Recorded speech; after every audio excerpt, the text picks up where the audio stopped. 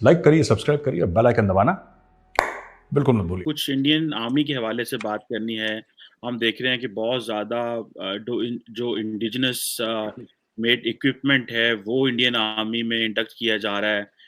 और राजनाथ सिंह हैं वो काफी ज्यादा जिसे कहते हैं ना कि ई गवर्नेंस एप्लीकेशंस और बहुत कुछ कर रहे हैं। तो इस हवाले से भी बात करनी है।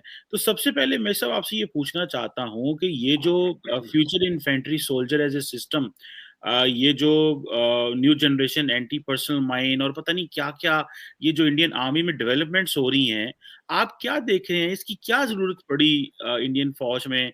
कि क्या आप समझते हैं कुछ थ्रेट परसेप्शन बदल गई है, टेरेन बदल गया है, या कि आप समझते हैं कि मॉडर्न वक्त के साथ जो है वो जरूरियात जो हैं वो बदल गई हैं, और अब हमें जो इंडियन फौजी है उसको भी वैसे ही, जो मैं देख रहा था वो सिस्टम लगा हुआ उनकी टोपी के ऊपर, और वो सारा वो ऐसे ही है जैसे नेटो के फौजी हम देखते थे अफगानिस्तान में, इस तरह करके है। तो ये क्या डेवलपमेंट्स हो रही हैं? काइंडली हमारे व्यूअर्स को थोड़ा सा ब्रीफ कीजिएगा, गाइड कीजिएगा। चीमा साहब, first of all thank you for inviting me to your show. Cheema साहब, ये infantry soldier as a system जो कॉन्सेप्ट है इंसास का, ये आज का नहीं है, बहुत पुराना है। मैं जब फौज में था तब भी इसके बारे में बात हो रही थी, लेकिन उनको ये तो पता लग गया था कि इसको नेटवर्क सेंट्रिसिटी में जोड़ना है इसको, कि जिसको कहते हैं कि बैटलफील्ड अवेयरनेस, सिचुएशनल अवेयरनेस, क्या चल रहा है। एक इन्फेंट्री सोल्जर यहाँ पे खड़ा है, उसको ये पता है कि 25 किलोमीटर दूर क्या चल रहा है, so he can make his plans. पर उस जमाने में इंटरनेट नहीं था। प्लान आज के नहीं है, प्लान बहुत पुराने इंडियन आर्मी के। मैंने भी इसके बारे में पढ़ा था। मैंने 1994 में वायो कोर्स करा था। 1994, एक मऊ जगह है इंदौर के पास, एक शहर है इंदौर, उसके बगल में मऊ है। वहां पे मैंने 1994 में पहली बार सुना इसको कि ये ऐसा कुछ सिस्टम है, और तब से उसके ऊपर पेपर्स लिख रहे थे। अब जाके वो तैयार होके अब फौज को दे रहे हैं। तो तब से देर वॉज अ रिक्वायरमेंट कि यू नो एक सोल्जर है, उसकी स्क्वाड है, उसकी प्लेटून है, उसका सेक्शन है, उसकी कंपनी है, बटालियन है। कहाँ पे टैंक्स जा रहे हैं, कहाँ पे एयरक्राफ्ट है, कहाँ पे, there should be situational awareness plus radar का फीड जो आ रहा है या सैटेलाइट से जो फीड आ रहा है कि दुश्मन कहाँ पे है, right? So that complete picture which is given to a soldier, it will require a high level of training actually, Cheema साहब। मैं जितनी आसानी से कहता हूँ उतनी आसानी से होता नहीं है। It requires a lot of effort and lot of pain. But सिर्फ ये कहना चाह रहा हूँ कि ये जो पेन है इंडियन आर्मी तकरीबन ना 28-30 साल से ले रही है। आज का पेन नहीं है ये। आज तो आप उसका फल देख रहे हैं। दूसरी चीज आपने जो बात करी, ये mobile phone app and all, basically क्या है कि ये मोदी गवर्नमेंट का रहा है बहुत पहले से कि to cut down on paper work, है ना जी? सो cutting down on paperwork is something that now slowly and slowly फौज में भी पकड़ लिया। पूरे गवर्नेंस में ये हमारा हो रहा है कि there are various things, officer की जो लीव है और किस तरीके से उसके कोर्सेज हैं, ये सब एवरीथिंग शुड बी ऑनलाइन। धीरे धीरे धीरे इसको ऑनलाइन कर रहे हैं। एक वो भी एक इनिशिएटिव है। तीसरी बात, जो चीमा साहब, और वेपन सिस्टम्स जो आप बता रहे थे ना, वो हेलमेट में वो नेटो वाला, बड़ी इंटरेस्टिंग सी चीज है। नेटो की जो हेलमेट्स है ना, जिसकी आपने तारीफ करी, वो एक्चुअली उत्तर प्रदेश में एक शहर है कानपुर। कानपुर आपने सुना होगा, लखनऊ के बगल में कानपुर है। कानपुर में बनती हैं वो। अच्छा। वो अच्छा। एक गुप्ता जी हैं, गुप्ता जी की फैक्ट्री है वो। इटली फ्रांस को सप्लाई करते हैं, नेटो फोर्सेस को सप्लाई करते हैं। इंडिया में तो बनती है वो। तो अभी इंडियंस अभी जागे होंगे कि बगल में ही तो बन रही है, तुम लोग कहाँ क्या कर रहे थे। तो यहाँ पर कभी कभी ऐसा हो जाता है कंफ्यूजन। तो ये कंपनी है जो कानपुर में बनाती है, नेटो के लिए हेलमेट्स बनाती है, वर्ल्ड क्लास हेलमेट्स बनाती है। आई डोंट नो उसी कंपनी ने सप्लाई करे कि नहीं, मुझे ये नहीं पता है।